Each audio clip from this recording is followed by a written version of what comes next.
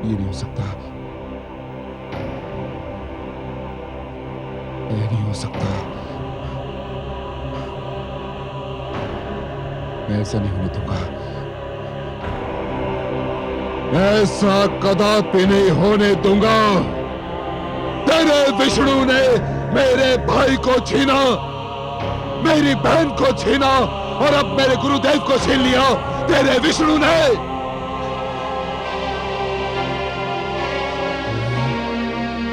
अब तक केवल इसलिए बचता रहा क्योंकि मैंने तेरे वध का कार्यभार दूसरों को सौंपा।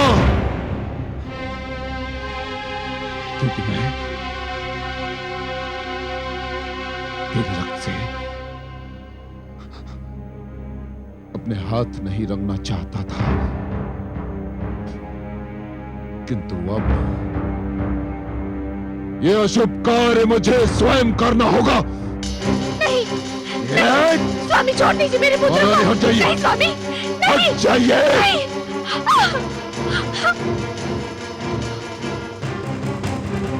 अब कोई नहीं आ सकता तेरे बीच। अब ये संसार देखेगा कि एक पिता अपने पुत्र का वध कैसे करता है।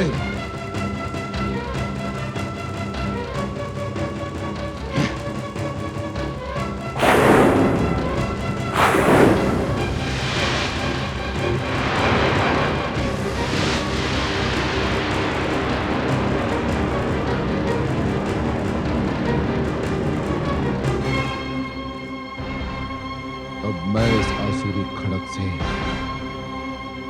तेरा शीश उतारूंगा।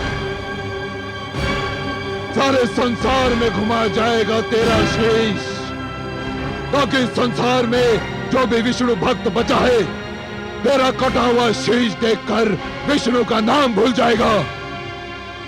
मैं यहां बैठे सबको चेतावनी देता हूं कि कोई मेरे और इस दुष्ट के बीच आने का साहस न करे। हे आदरणीय पिताश्री, मेरे और आपके बीच तो कोई बहुत पहले से आरंभी से उपस्थित है। कौन है वो? मेरे श्री विष्णु भगवान। नहीं प्रहलाद, कहाँ है वो? मुझे क्यों नहीं दिखाई देता? आप अपने मन से झूठा अहंकार हटा दीजिए, वे आपको भी दिखाई दे जाएंगे। झूठ बोलता है तू, झूठ बोलता है। तेरे विष्णु में इतना साहस नहीं कि वो मेरे भगवान हिरण्यकशिपु के समीप आ सके। समीप नहीं पिताश्री, वे तो आपके भीतर भी है, बस आप देखने का प्रयत्न नहीं करते। तू रोक ले अपनी जीभ, अन्यथा सबसे पहले मैं तेरी जीभ काट कर फेंक दूंगा, जिस पर तू बार बार मेरे भ्राता श्री और बहन के हत्यारे का नाम ले रहा है। आप जीभ काट देंगे तो मैं मन ही मन उनका नाम लूंगा। मेरे विष्णु के लिए स्मरण ही पर्याप्त है। वे हर मन में है, कण कण में है। अच्छा, तो तेरा विष्णु तेरे मन में है, हर कण में है।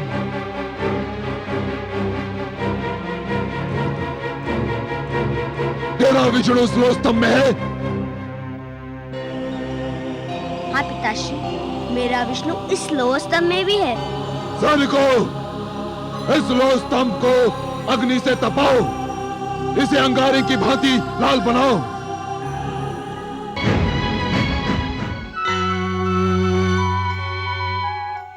विष्णुलोक में आपका स्वागत है आदि प्रजापति। हे लक्ष्मी नारायण, रोकिए, इस नरसिंहार को रोकिए, नहीं तो अनर्थ हो जाएगा। आप ही कोई उपाय बताइए ब्रह्मा जी। मेरी समझ में नहीं आ रहा है। मैंने प्रहलाद के भाग्य लेख में उसे हिरण्यकशिपु के हाथों मारा जाना नहीं लिखा है। दूसरी ओर मैंने हिरण्यकशिपु को भी ऐसा वरदान दे रखा है कि वो मर नहीं सकता। इसीलिए मैंने सदैव यही कहा है हे ब्रह्मा, कि वरदान देने से पहले यह अवश्य सोच लेना चाहिए कि वरदान किसे दिया जा रहा है। क्यों दिया जा रहा है? जिसे यह वरदान दिया जा रहा है वो व्यक्ति इस वरदान का पात्र है भी या नहीं, और यदि है भी तो क्या वो उस वरदान का उचित उपयोग करेगा या नहीं? वो उस वरदान को आत्म सुख का उपहार मानेगा या दूसरों को दुख देने का शस्त्र?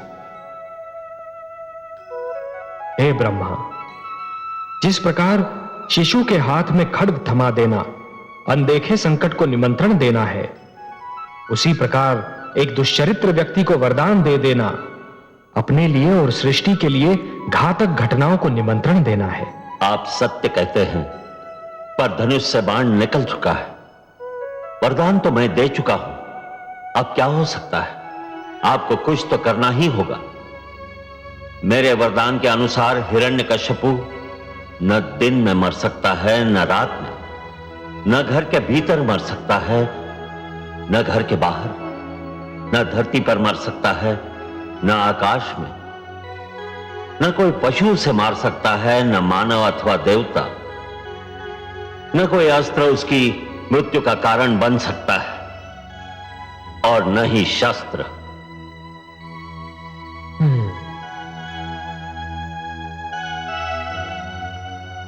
बहुत जटिल समस्या है ब्रह्मा जी। मुझे आपके वरदान का मान भी रखना है और पुत्र प्रहलाद की रक्षा भी करनी है। आप सत्य कह रहे हैं, मुझे कुछ तो करना ही होगा।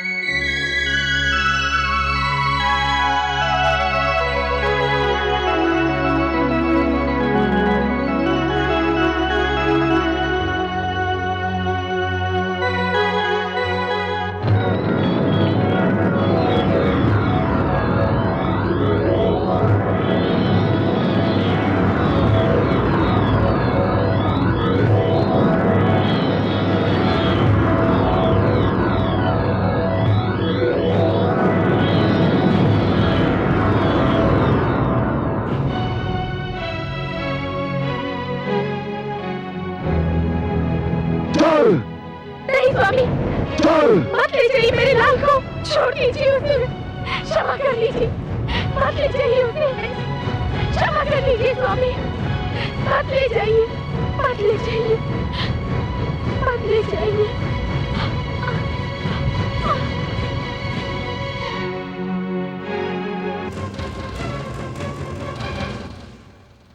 हाँ पुत्र, क्या कहा था तुमने?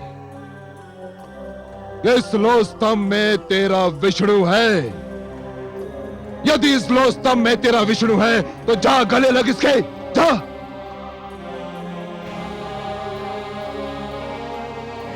आगे बढ़ दुष्ट, अपने विष्णु का आलिंगन कर, जा। जो आज्ञा पिताश्री, आपका आशीर्वाद चाहिए। ओम नमो भगवते वासुदेवाय। ओम नमो, ओम नमो।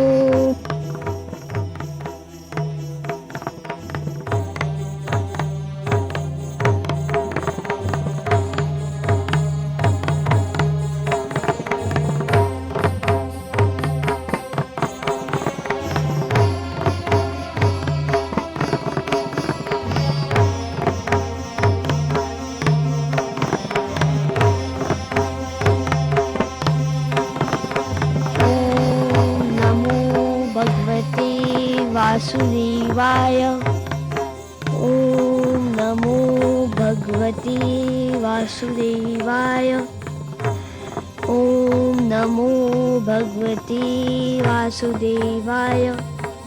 ओम नमो भगवते वासुदेवाय।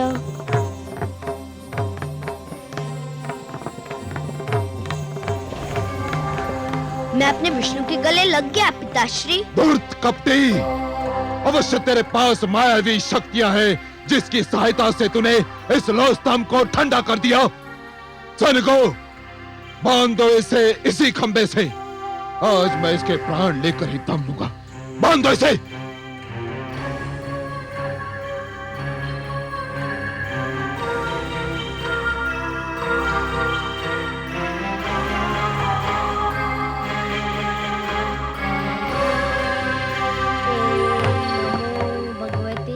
वासुदेवाय। ओम नमो भगवते वासुदेवाय। ओम नमो भगवते वासुदेवाय। ओम नमो भगवते वासुदेवाय।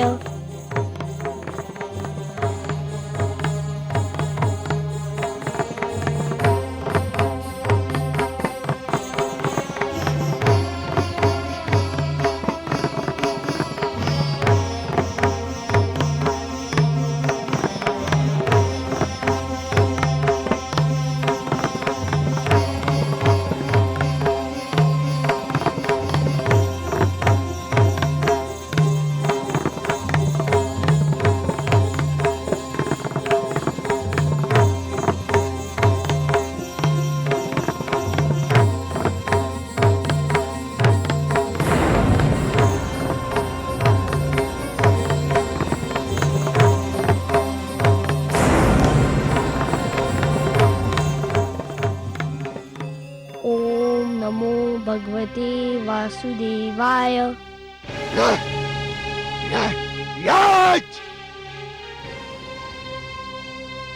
अब तुझे कोई नहीं बचा सकता, तेरा विष्णु भी नहीं। हाँ,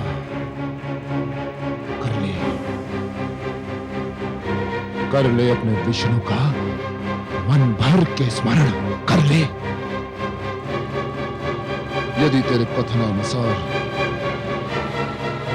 इस स्तंभ में विष्णु है तो उसे कह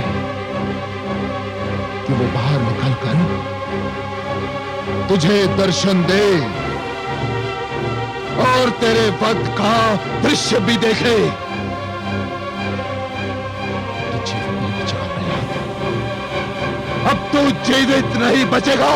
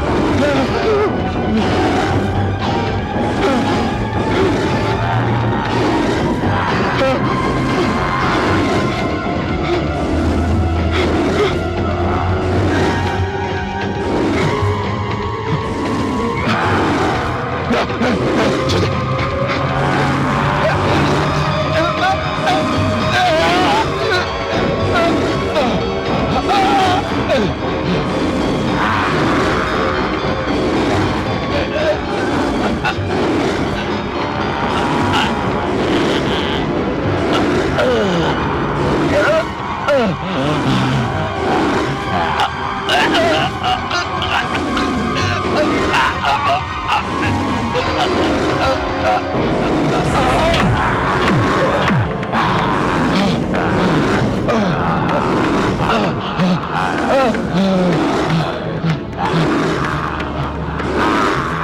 दे मुझे, छोड़ दे। कौन है तू? मैं तेरी मृत्यु हूं धूर्त, तेरा काल। नहीं, ये नहीं हो सकता। मैं नहीं मर सकता। मैं भगवान हिरण्यकशिपु हूं। मैं नहीं मर सकता। क्यों नहीं मर सकता दुष्ट? क्या तूने किसी माता के गर्भ से जन्म नहीं लिया है? ब्रह्मा जी ने मुझे वरदान दिया है। क्या वरदान दिया है? कि ना मैं दिन में मर सकता हूं, न रात्रि में। तो देख दुष्ट, इस समय न दिन है न रात्रि, ये संध्या काल की बेला है।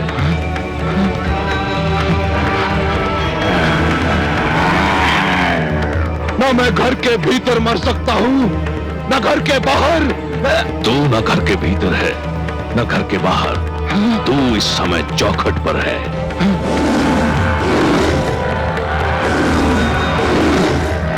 ब्रह्मा जी ने कहा था कि ना मैं धरती पर मर सकता हूं, आकाश में। ब्रह्मा ने सत्य कहा था। देख तू इस समय ना धरती पर है ना आकाश में, तू धरती और आकाश के मध्य मेरी गोद में है। और क्या कहा था भाग्य विधाता ने? उन्होंने कहा था कि ना मुझे पशु मार सकता है न मानव। मुझे ना कोई पशु मानेगा ना मानव। मैं आधा नर और आधा सिंह, मेरा नाम नरसिंह है। और क्या कहा था? उन्होंने कहा था कि मेरी मृत्यु न शस्त्र संभव है, न अस्त्र से। मेरे हाथों में ना कोई अस्त्र है ना शस्त्र। मैं अपने नखों से तेरा उदर चीर कर तेरा वध करने जा रहा हूं। अरे बचाओ, अरे बचाओ, कोई। तेरा अंत निकट आ चुका है मूर्ख। तू बच जाता तो एक ऐसी परंपरा का जन्म होता जो समस्त सृष्टि के लिए अनर्थकारी सिद्ध होती। पिता जन्मदाता है, यदि वही अपने पुत्र का वध करने लग जाए तो सृष्टि का क्या होगा? बचाओ।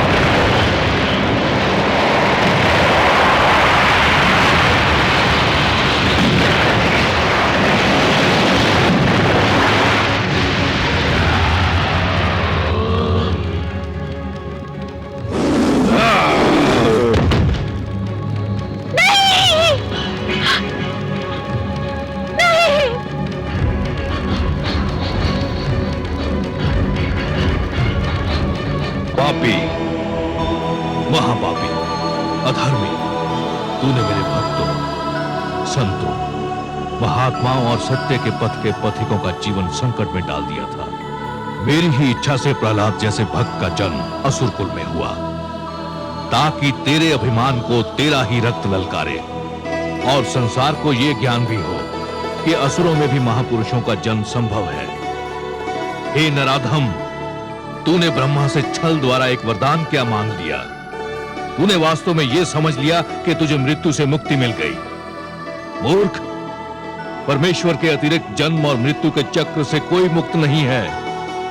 तेरे मन में यह भ्रम समा गया कि तू श्रेष्ठ है, तू सर्वशक्तिमान है। हे दुर्बुद्धि, हे दुर्मते, केवल ईश्वर श्रेष्ठ है। ईश्वर, केवल ईश्वर सर्वशक्तिमान है, केवल ईश्वर सर्वशक्तिमान है।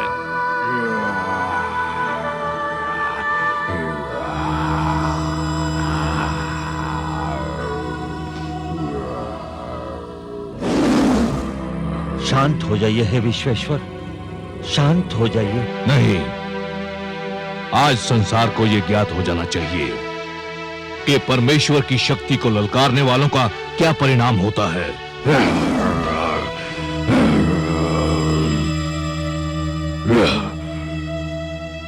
हे जनार्दन, हे लक्ष्मीपति, दुष्ट हिरण्यकश्यप अपने परिणाम को पहुंच गया है। अब अपना क्रोध रोक लीजिए। नहीं, अभिमानियों को यह ज्ञात हो जाना चाहिए कि उनका अभिमानी सिर किस प्रकार पैरों तले रौंदा जाता है।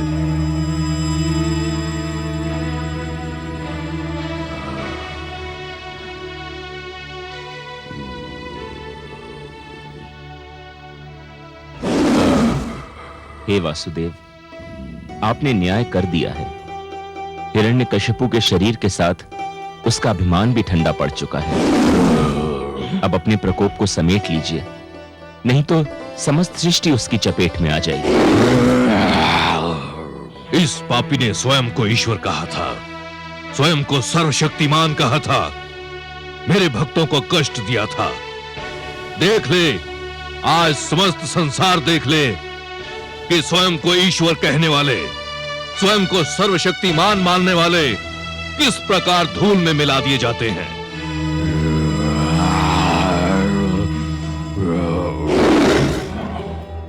हे दया निधान, हे कृपा सागर, हे करुणा सिंधु, मैं जानती हूँ जब मानवता पे कोई संकट आता है, जब कोई आपके भक्तों को सताता है, तब आपके मन में क्रोध का ज्वार उमड़ता है। परंतु हे सर्वेश्वर, आपके भक्तों के शत्रु को आपने अपने हाथों से मारा है। अब तो आप शांत हो जाइए। कैसे शांत हो जाऊं? अधर्म को कैसे सहन कर लूं? अधर्म मेरे समक्ष मृत पड़ा है और अधर्म को तो मैं मृतक रूप में भी नहीं देख सकता।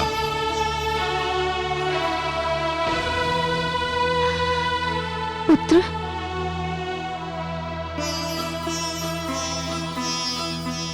पुत्र, इनके क्रोध का कारण है तुम्हारा कष्ट। केवल तुम ही इनके क्रोध को शांत करा सकते हो। यदि इनका क्रोध शांत नहीं हुआ तो प्रलय आ जाएगी, सारी सृष्टि संकट में पड़ जाएगी। आओ पुत्र। ओम नमो भगवते वासुदेवाय।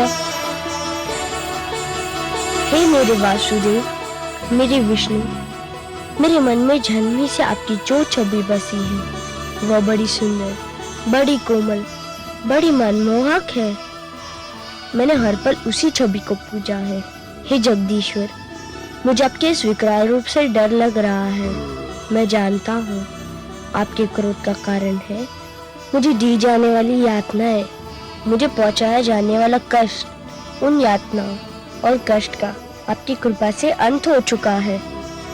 हे वासुदेव, विश्वास कीजिए, मैंने आपसे अपने भाई अल्लाद और गुरुजन शंडर अमर के जीवन की भिक्षा अवश्य मांगी थी, परंतु पिताश्री के जीवन की भिक्षा कदापि नहीं मांगूंगा। वे आपके बैरी थे, आपने न्याय कर दिया। अब आप शांत हो जाइए और मुझे अपना वह मधुर रूप दिखा दीजिए जो मेरे मन में बसा हुआ है। हे वासुदेव, मेरी विनती सुन लीजिए, मेरी प्रार्थना स्वीकार कर लीजिए।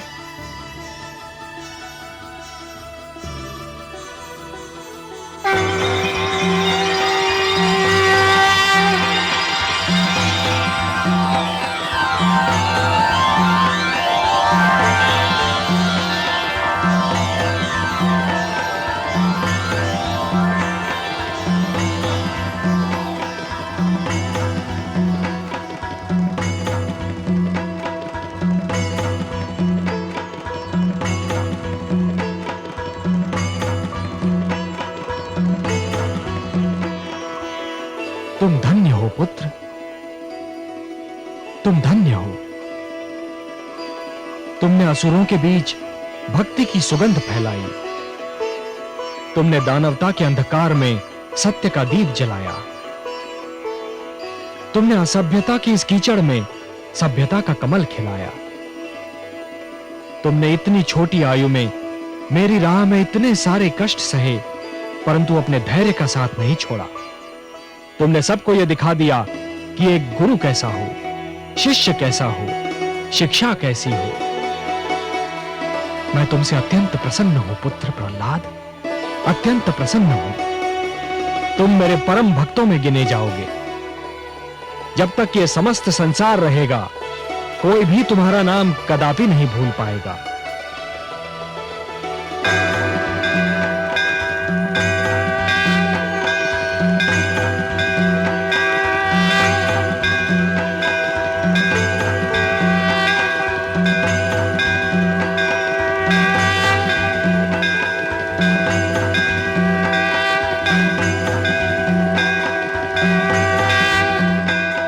हे पद्मनाभ, हे वासुदेव, आपको कोटि कोटि प्रणाम। आपकी कृपा से पुनः एक बार सत्य की विजय हुई, पापी का अंत हुआ, पाप का नाश हुआ। मानवता की सबसे बड़े शत्रु हिरण्यकशिपु को आपके हाथों मोक्ष प्राप्त हुआ। महादेवी, मानव मेरी सबसे प्रिय रचना है। यह धरती तो मुझे स्वर्ग से भी अधिक सुंदर लगती है। इसलिए जब भी कोई पापी धरती की सुंदरता को नष्ट करने का प्रयास करता है, जब भी कोई नराधम मानव को या मानवता को रौंदने का प्रयास करता है, तो मैं नृसिंह बनकर उसका वक्ष स्थल फाड़ देता हूं। मैं वराह बनकर उसका उदर चीर देता हूं, या फिर मैं मत्स्य बनकर उन दुराचारियों को जल समाधि दे देता हूं। आपकी इस कृपा के लिए मानव और धरती के साथ साथ मैं भी आपके आभारी हूं कमल नयन। जिस प्रकार आपने पुत्र प्रहलाद की रक्षा की, सारी संसार की माताओं की ओर से मैं आपको धन्यवाद देती हूँ। महादेवी, जिस प्रकार संतान को दूध पिलाने के लिए किसी माता को धन्यवाद नहीं दिया जाता, जिस प्रकार परिवार का पालन पोषण करने के लिए पिता को धन्यवाद नहीं दिया जाता, और जिस प्रकार फल देने के लिए वृक्ष को धन्यवाद नहीं दिया जाता, उसी प्रकार अपने भक्तों की रक्षा करने के लिए मेरा भी धन्यवाद देने की कोई आवश्यकता नहीं है महादेवी। मैं तो पिता हूं, सर्वेश्वर हूं, और यह समस्त विश्व मेरा परिवार है। भक्त प्रहलाद तो मेरा एक महान भक्त है महादेवी, और अपने भक्तों से मैं इतना अधिक प्रेम करता हूं कि कदाचित स्वयं अपने आप से नहीं करता। सत्य है कमल नयन, इसीलिए तो हिरण्यकशिपु पर आपके क्रोध का स्मरण करके मुझे अभी भी रोमांच हो रहा है। महादेवी, एक पापी, एक अत्याचारी कभी भी मेरी दया का पात्र नहीं हो सकता। हिरण्यकशिपु के पापों का घड़ा मेरे भक्तों से रक्त से भर रहा था। कोई भी दिन ऐसा नहीं था जिस दिन उसने मेरे भक्तों की हत्या न की हो। जिस क्रूरता से उसने विष्णु नाम के बालक की हत्या कर दी, उसी क्रूरता से मैंने भी उसका वध कर दिया। आपको उस पापी के लिए कैसा भयानक रूप धारण करना पड़ा था? महादेवी, अपने भक्तों की रक्षा करने के लिए मैं कोई भी रूप धारण कर सकता हूं। जैसे आज नृसिंह अवतार धारण करके मैंने उस पापी हिरण्यकशिपु का वध कर दिया, जो स्वयं अपने ही पुत्र का वध करना चाहता था, केवल अपने पाखंड की रक्षा करने के लिए।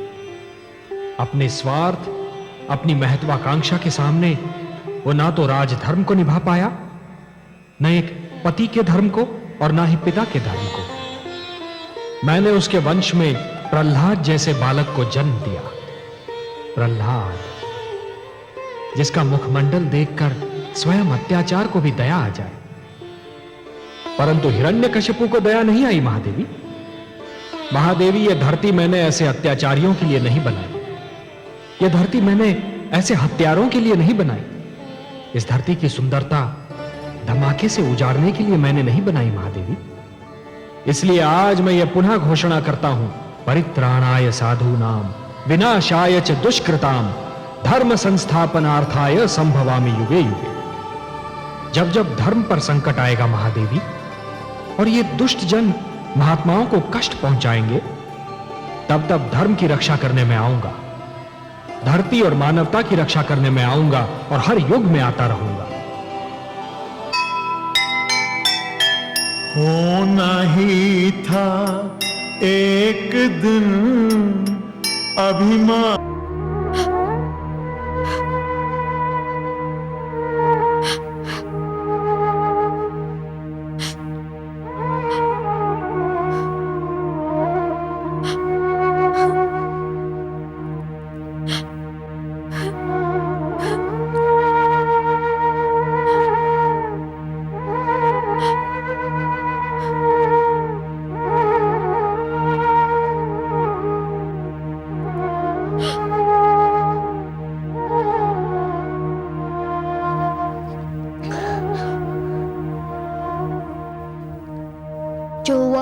मुझे उसका खेद है माते।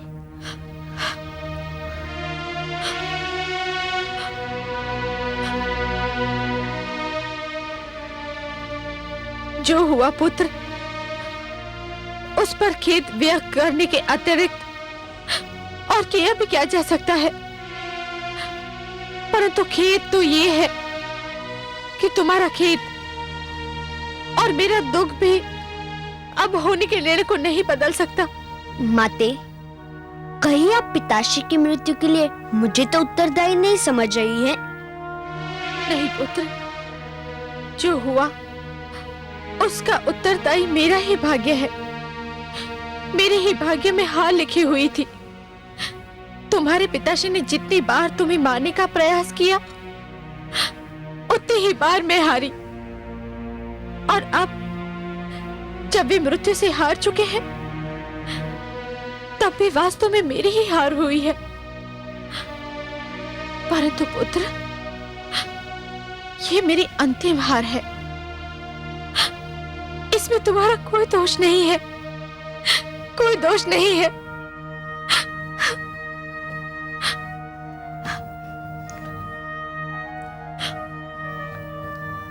मेरे मन पर एक बोझ है माते।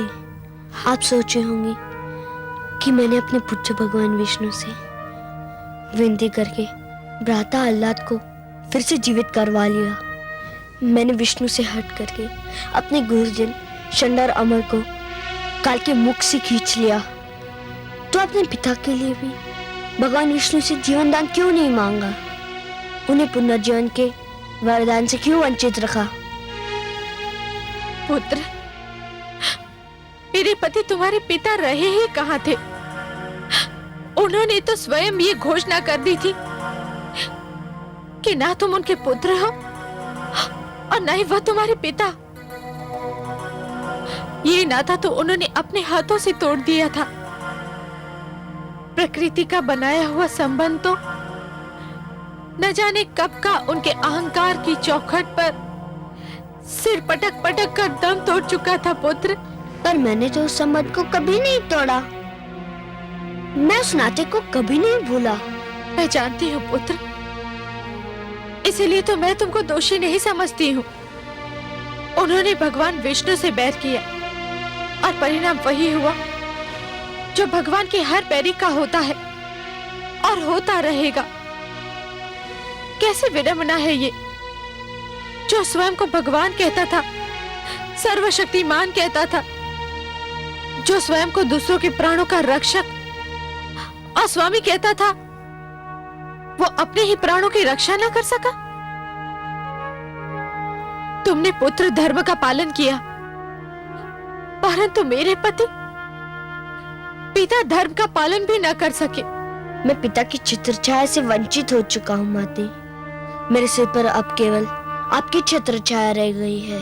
आपका प्रेम मेरा रक्षक रहा है, आपका आशीष मेरा रखवाला बना है। मुझे कभी स्वयं से दूर ना कीजिएगा। आपका स्नेह ही मेरे जीवन की सबसे बड़ी शक्ति है। मैं केवल ये कहने आया था कि अपने दुख में आप अकेली नहीं हैं। मैं आपके दुख का भागीदार हूँ। कुछ दुख ऐसे होते हैं पुत्र, जिनका कोई भागीदार नहीं बन सकता। हर व्यक्ति को ये दुख स्वयं सहने पड़ते हैं, चुपचाप अपने ही भीतर रह करके। अब तुम जाओ पुत्र, अभी बहुत कार्य शेष है। तुम जाकर इन कार्य को पूरा करो, अपना पुत्र धर्म निभाओ। मुझे कुछ आवश्यक निर्णय करना है।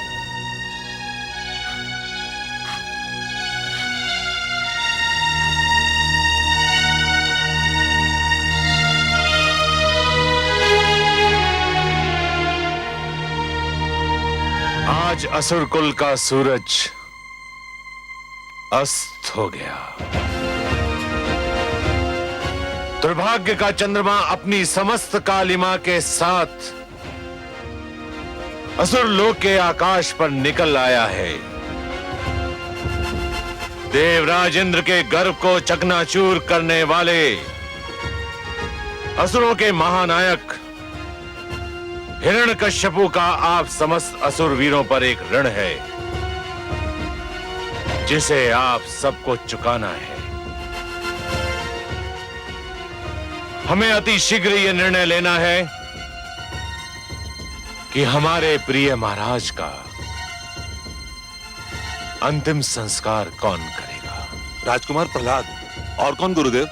सेनापति, भगवान की दृष्टि से ओझल होते ही भक्तों की भावना बदल गई। जिस प्रहलाद के कारण हिरण्यकश्यपु का वध हुआ, वही प्रहलाद उन्हें मुखाग्नि देगा। जिस प्रहलाद से हमारे महाराज को विष्णु से अधिक घृणा थी, वो उनका अंतिम संस्कार करेगा। महारानी की भी यही इच्छा है गुरुदेव। महारानी की इस समय मानसिक स्थिति ऐसी नहीं है कि वे उचित निर्णय ले सके। तब उचित निर्णय क्या है गुरुदेव? नियम एवं परंपरा के अनुसार इसका अधिकारी ज्येष्ठ पुत्र होता है। इसलिए राजकुमार आह्लाद को इसका अधिकार दिया जाए। यह मेरी सभा से विनती है। नहीं! ना तो ये न्याय की दृष्टि से उचित है, ना तो धर्म की दृष्टि से। तुम इस सभा को यह बताने आए हो कि तुम महाराज हिरण्यकश्यपु के ज्येष्ठ पुत्र नहीं हो? नहीं गुरुदेव, मैं तो इस सभा को यह बताने आया हूं कि मैं आह्लाद महाराज हिरण्यकश्यपु का पुत्र ही नहीं हूं। राजकुमार आह्लाद, महारानी कायाधु ने आपको जन्म दिया है और मैंने आपका नामकरण किया था आह्लाद। सत्य है, किंतु इससे बड़ा सत्य यह है कि आपने मंत्र पढ़े, आपने महाराज हिरण्यकश्यपु से संकल्प करवाया और मुझे पूरी धार्मिक रीति से महारानी सिंगिका की गोद में डाल दिया गया। महारानी सिंगिका मेरी माताश्री थी, मैं महाराज विप्रचिति का पुत्र हूं। इसलिए सामंतगणों, महाराज हिरण्यकश्यपु की अंतिम क्रिया का अधिकार केवल प्रहलाद को है।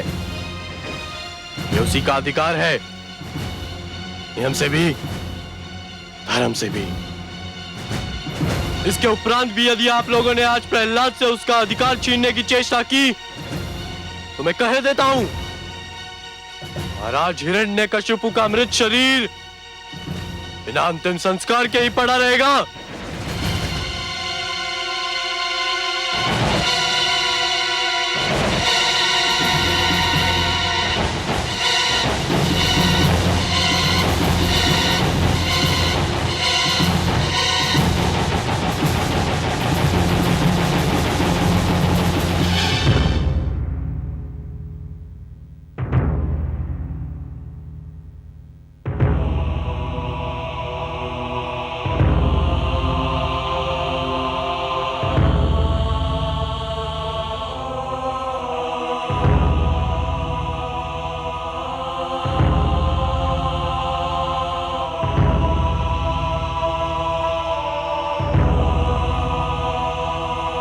गुरुदेव, मेरे लिए क्या आदेश है?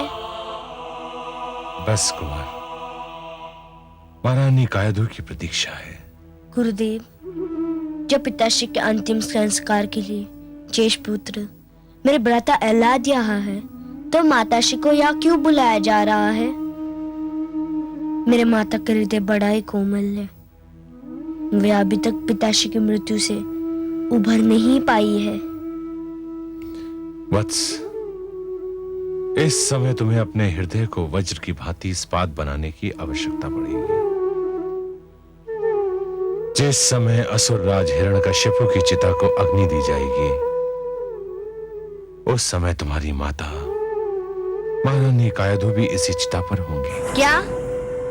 नहीं, नहीं, ये संभव नहीं है। क्या शोक में माताश्री ने अपने प्राण त्याग दिए? नहीं पुत्र, वे जीवित हैं, सकुशल हैं। यह परंपरा है जिसमें एक सुहागन नारी प्रतिव्रता कहलाने के लिए अपने मृतक पति के सिर को अपनी गोद में लेकर उसकी चिता में जलकर सती बन जाती है। नहीं!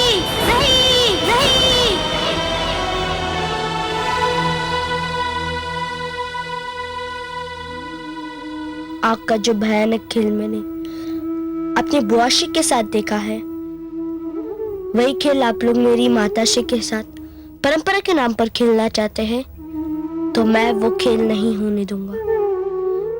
मैं आज इस भयानक परंपरा को अपने पिताश्री की चिता में जलाकर समाप्त कर दूंगा गुरुदेव।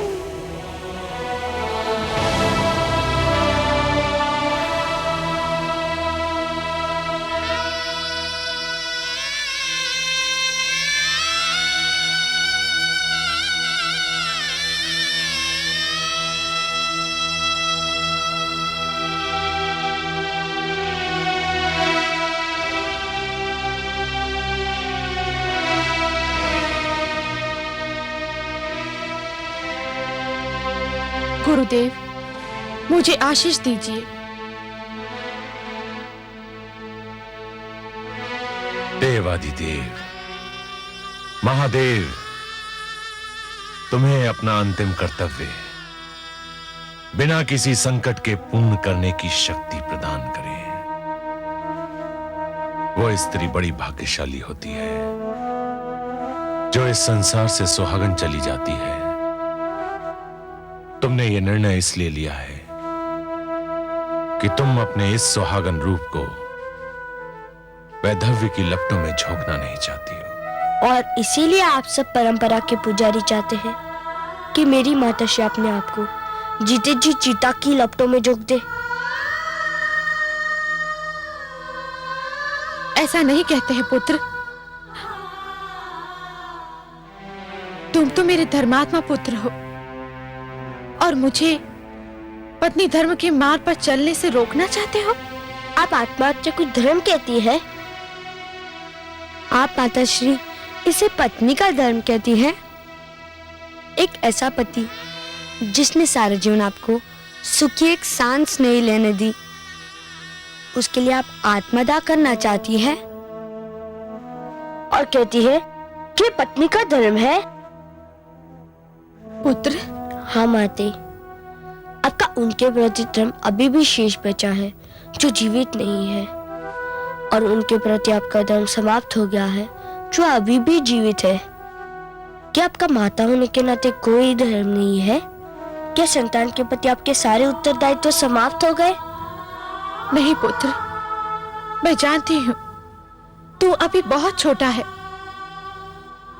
किंतु तुम्हारे लिए इतना बड़ा साम्राज्य है। ये हमारा नहीं है माते। मेरे भगवान विष्णु ने कितना अच्छा विभाजन किया था, आकाश देवताओं का, धरती मानव की और पातालम असुर लोगों का। मेरे पिताश्री ने देवताओं से आकाश छीना, मानव से धरती छीनी, और इसलिए मेरे विष्णु ने उन्हें दंड दिया। किंतु आप माता होकर हमें किस बात का दंड दे रही है? अच्छा माते, बताइए, क्या अभी तक आप इस मृत देह को पिताश्री मान रही है? परंतु पुत्र, ये मृत देह तो उन्हीं की है ना? हाँ माता, किंतु ये तो केवल देह है जिसे अभी अग्नि राख में बदल देगी। हमारा संबंध तो उस आत्मा से था जो अब नहीं है। तूने सत्य कहा पुत्र, किंतु संसार मुझे क्या कहेगा? मृत्यु के भय से मैंने अपना धर्म छोड़ दिया? नहीं माते, जिसने न जाने कितनी बार अपने पति के हाथों अपने पुत्र को मृत्यु के मुख में जाते देखा है, उस पीड़ा को झेला है, उसे मृत्यु से भय नहीं माते, नहीं। केवल धर्म के नाम पर मुझसे अपनी ममता की छाया मत छीनो। केवल परंपरा के लिए मुझे अनाथ मत करो माते। पुत्र, पुत्र, पुत्र, मैं तुझे धन्यवाद देती हूँ।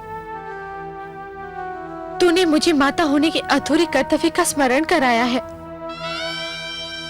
मैं जीऊंगी पुत्र, अपनी संतान के लिए। मैं केवल एक पत्नी नहीं, माता भी हूं। ठीक है माते, तू मुझे आज्ञा दो कि मैं अपने पिता के देह को अग्नि दूं। आज अपने पिता के साथ साथ प्राचीन असुर परंपरा, अन्याय, अधर्म, घृणा और द्वेष और उसके साथ साथ हिंसा की भावना को सदा के लिए अग्नि को समर्पित कर दूं।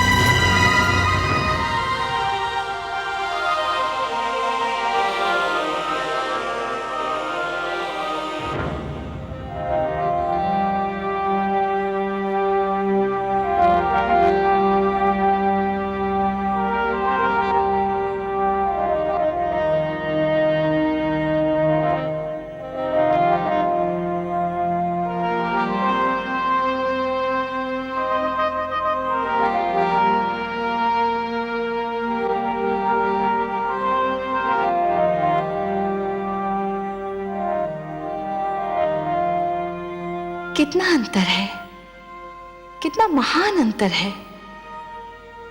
कैसा अंतर महादेवी? आपको किस बात में अंतर दिखाई दे रहा है? इस रूप में कमल नयन जो मैं अब देख रही हूं और उस रूप में जो मैंने हिरण्यकशिपु के वध के समय असुरलोक में देखा था। कहां ये पुष्प की भांति खिला हुआ मुख जिस पर उषा की लालिमा बिखरी हुई है, ये शांत और क्षीर सागर जैसे नयन जिनमें कोई उतरता चला जाए तो भी उसकी गहराई नहीं नाप सकता।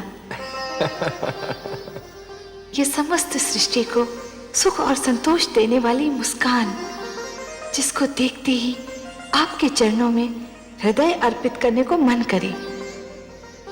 और कहा वो विकराल रूप जिसे देखते ही हृदय में कंपन आरंभ हो जाए। आंखें मूंद लेती हूं डर से, उसके बारे में सोचती भी हूं तो शरीर में झुरझुरी सी दौड़ जाती है। कितना अंतर है आपके दोनों रूपों में। महादेवी, आज तो हमारा सौभाग्य है कि आप प्रेम सुधा की वर्षा हम पर कर रही हैं। मैं तो आपसे पहले भी कह चुका हूं महादेवी कि अपने भक्तों के उद्धार के लिए मैं कोई भी भयानक रूप भी धारण कर सकता हूं। भक्ति की शक्ति मुझसे वो सब करा सकती है जिसकी कल्पना भी नहीं की जा सकती।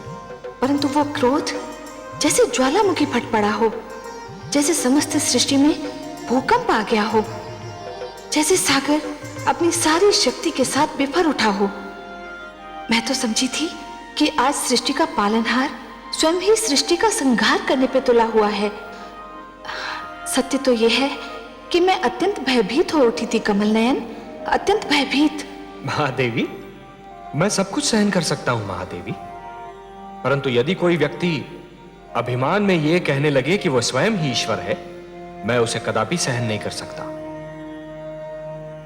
मैं ये भी सहन नहीं कर सकता महादेवी कि अहंकार को यह भ्रम हो जाए कि उसने सदाचार पर सदा के लिए विजय प्राप्त कर ली है। अंधकार को यह भ्रम हो जाए कि उसने प्रकाश पर विजय प्राप्त कर ली है, या फिर असत्य इस भ्रम में पड़ जाए कि उसने सत्य पर विजय पा ली है। पर मैं क्या करूं कमल नयन?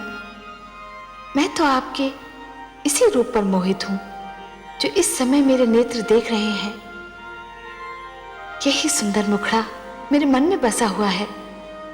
ये मुकुटधारी ललाट, यही सूर्य और चंद्र को लजाने वाला सुंदर मुखड़ा, ये दीप समान जगमगाते नेत्र, इसी को देखकर ही तो मैंने अपना हृदय आपके चरणों में रख दिया था। महादेवी, यदि आपकी यही इच्छा है कि मैं ऐसा भयानक रूप कभी धारण ना करूं, तो मैं आपको यह वचन देता हूं, इसके आगे कभी ऐसा रूप धारण नहीं करूंगा जिसे देखकर आप भयभीत हो।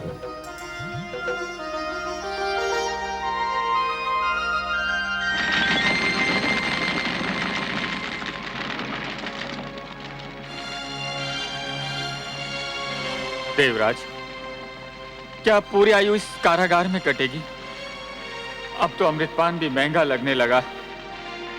यदि अमृत ना पिया होता तो हिरण्यकशिपु हमारा वध कर देता और हम सब इस कारागार की घुटन से मोक्ष पा जाए। ये सारा किया धरा ब्रह्मा जी का है, अपने ब्रह्मा जी का। न दिन में मरो न रात में, ये भी कोई वरदान है? न दिन में मरो न रात में, तो कब मरो? उनसे चतुर तो अपने अग्निदेव निकले।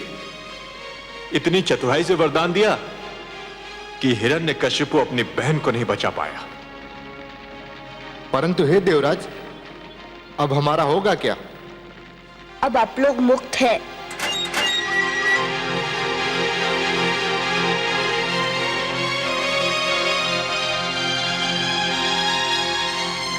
महारानी कयाधु, राजकुमार प्रहलाद, आप दोनों यहां?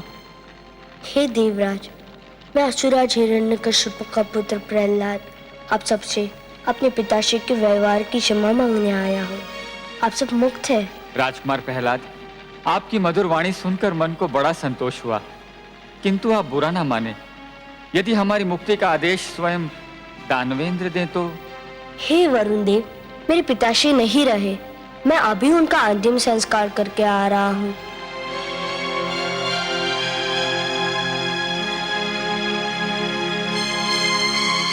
मेरा पुत्र सत्य कह रहा है। किंतु ब्रह्मा जी का वो वरदान, उस वरदान का उपाय तो असंभव है। देवराज, लगता है मेरे पिताश्री की तरह अभी इसी भ्रम में है। जिन्होंने स्वयं ब्रह्मा जी को रचा, उनके लिए असंभव क्या और संभव क्या? मेरे भगवान विष्णु के लिए मुझसे मेरे मार्गदर्शक देवर्षि नारद जी ने कहा था, ओम पूर्णमदः पूर्णमिदं पूर्णात् पूर्णमुदच्यते पूर्णस्य पूर्णमादाय पूर्णमेवावशिष्यते।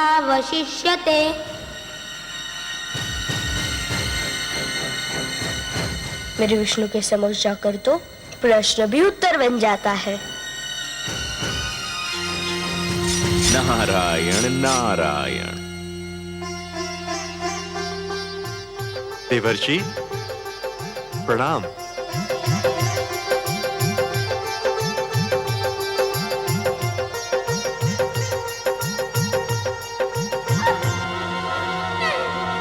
आओ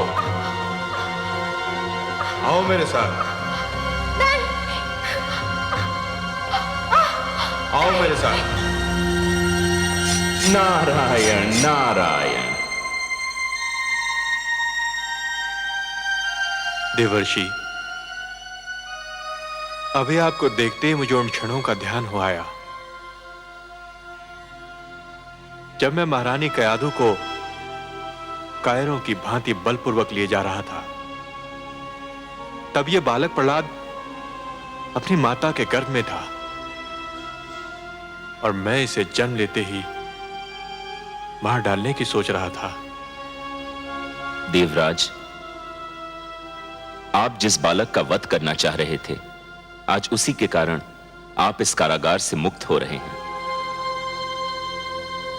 इसी बालक के कारण तो मेरे आराध्य देव वासुदेव को पृथ्वी पर नृसिंह के रूप में अवतार लेना पड़ा।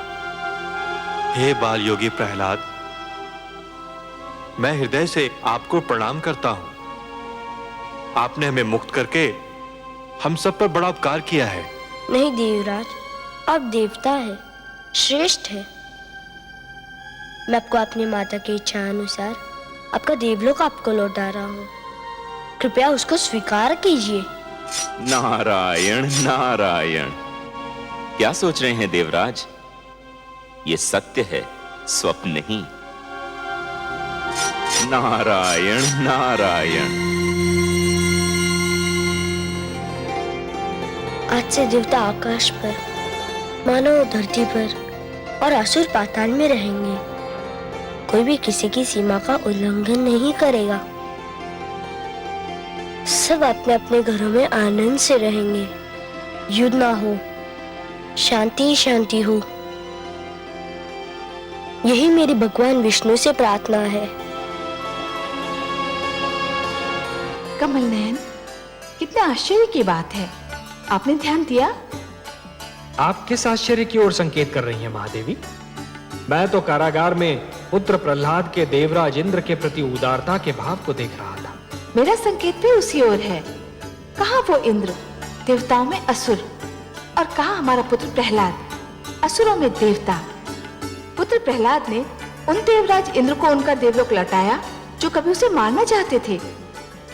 यदि पुत्र प्रहलाद उनका इंद्रासन नहीं लौटाता तो वो क्या कर लेते? महादेवी, किसी व्यक्ति के पास सैकड़ों गायें होती हैं, सहस्रों हाथी होते हैं, लाखों घोड़े होते हैं और ऊपर से माणिक मोती की खानें होती हैं, परंतु जिस दिन उस व्यक्ति के पास संतोष का धन आ जाता है, ये सारे हाथी घोड़े माणिक मोती की खानें धूल के समान हो जाती हैं। प्रहलाद के पास संतोष का धन तो तभी से था जब से वो माता के गर्भ में था। इतना श्रेष्ठ बालक जिस दिन राजा बनेगा, उसकी प्रजा कितनी सुखी होगी। हाँ, ये तो है। प्रहलाद भी एक दिन राजा अवश्य बनेगा। मुझे नहीं लगता पद्मनाभ, अभी तो इस बालक में किसी भी प्रकार का स्वार्थ नहीं है। महादेवी, राजा में ये गुण होना भी आवश्यक है। जो व्यक्ति निजी स्वार्थ को त्याग नहीं सकता, वो अच्छा राजा कभी नहीं बन सकता। मैं सोचती हूँ कमल नयन, क्यों ना सारा संसार प्रहलाद की भांति हो जाए। महादेवी, जैसे स्वाति की हर बूंद मोती नहीं होती, जैसे कोयले की हर खान में हीरा नहीं होता, जैसे असंख्य तारों के बीच एक ही चंद्रमा होता है और समस्त ग्रहमंडल में एक ही सूर्य होता है, वैसे हर प्राणी प्रहलाद तो नहीं हो सकता ना महादेवी। एक इतिहास पुरुष को बनाने के लिए मुझे असंख्य प्राणियों को जन्म देना पड़ता है, और इसीलिए है महादेवी, प्रहलाद की महिमा के लिए हिरण्यकशिपु का होना आवश्यक है। आप सत्य कहते हैं पद्मनाभ। वो देखिए कमल नयन, पुत्र प्रहलाद शुक्राचार्य के आश्रम की ओर क्यों जा रहा है? महादेवी, दैत्य गुरु शुक्राचार्य असुर लोक को त्याग कर जाने वाले हैं। हो सकता है कि पुत्र प्रहलाद शिष्टाचार के नाते उन्हें विदा करने जा रहा हो। क्या कह रहे हो तुम? मस्तिष्क फिर गया है तुम्हारा।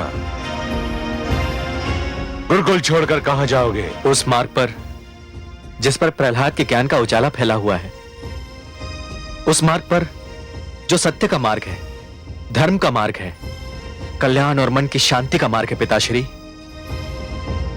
हम हिमालय जाकर तपस्या करेंगे, अपने पापों का प्रायश्चित करेंगे और अपने मन की खोई हुई शांति को ढूंढेंगे। हमें यहां शिक्षा भी नहीं मिली और हमारे मन की शांति भी खो गई। यहां रहकर हमने ऐसे कार्य किए जिन्हें सोचकर हमें स्वयं से लज्जा आती है। मुझे छोड़कर मत जाओ पुत्रों। यदि तुम दोनों चले गए तो मेरी दोनों भुजाएं टूट जाएंगी। आप जिस पथ के पथिक हैं पिताश्री, यदि उसी पर चलते रहे तो एक दिन आप स्वयं भी टूट जाएंगे।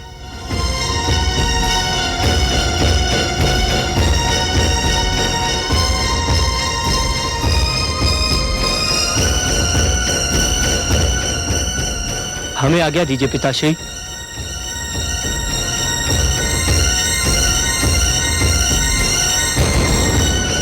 रुक जाओ मेरे पुत्रों, मुझे छोड़कर मत जाओ। षण्ड, अमार्क,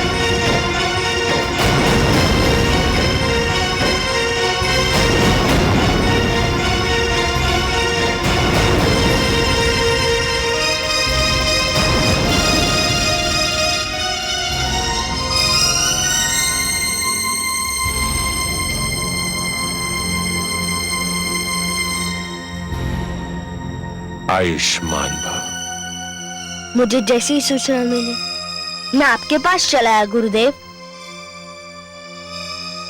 किंतु वत्स, मुझे विदा करने के शिष्टाचार की अब कोई आवश्यकता नहीं है।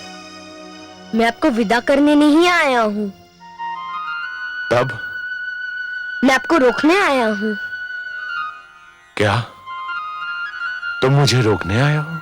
हाँ गुरुदेव, आप महान हैं, असुरों के गुरु हैं, मेरे आचार्य हैं।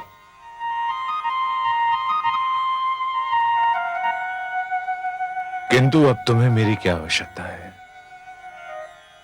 तुमने हिंसा, द्वेष, घृणा तथा असुरों की परंपरा को अपने पिता की अर्थी के साथ कंधा दे दिया है। तुम्हारे राज में तो अब केवल विष्णु के मानने वालों को ही स्थान मिलेगा। नहीं गुरुदेव, मानने का संबंध विश्वास से है। जो ईश्वर को मानेंगे वे मेरे हैं, जो नहीं मानेंगे वे भी मेरे हैं। मेरा ईश्वर पर इतना अटल विश्वास है कि ये मानने लगा कि ईश्वर को मनवाने की कोई आवश्यकता नहीं है। वे अपनी परम शक्ति स्वयं मनवा लेते हैं। मेरी निजी मान्यता का संबंध आपसे नहीं है गुरुदेव। मैं असुरों की संस्कृति के विरोध नहीं हूँ। मुझे तो आपसे नीति की शिक्षा लेनी है, शस्त्र विद्या सीखनी है। एक पराजित व्यक्ति से शिक्षा ग्रहण करना चाहते हो? नहीं गुरुदेव, आप पराजित नहीं है। कोई भी पराजित नहीं हुआ। पराजय हुई है दोषपूर्ण सिद्धांतों की, दोषी नियमों और परंपराओं की। आप तो कल भी आचार्य थे और भविष्य में भी आचार्य रहेंगे।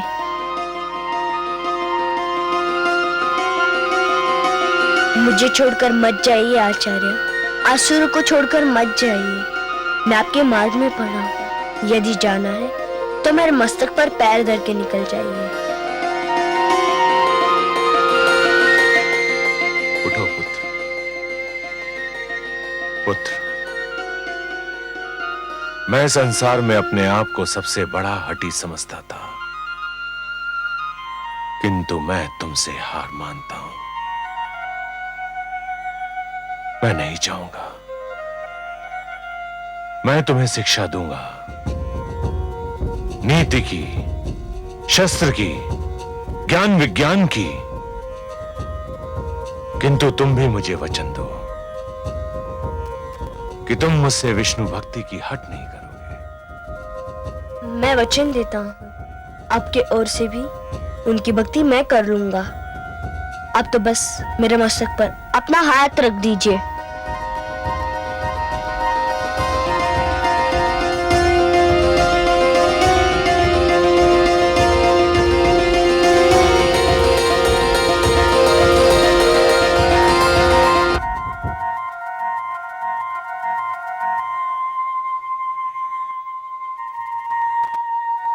क्या हुआ महादेवी? आपने तो कहा था कि पुत्र प्रहलाद संकट को विदा करने जा रहा है। संकट? कैसा संकट महादेवी? मेरा तात्पर्य शुक्राचार्य से है। शुक्राचार्य? क्या हुआ, वो सकुशल तो हैं? शुक्राचार्य तो सकुशल हैं, किंतु मेरे पुत्र प्रहलाद की कुशलता का क्या होगा? अब क्या किया आपके पुत्र ने? क्या किया? उसने अपने आंगन में नाग पाल लिया है।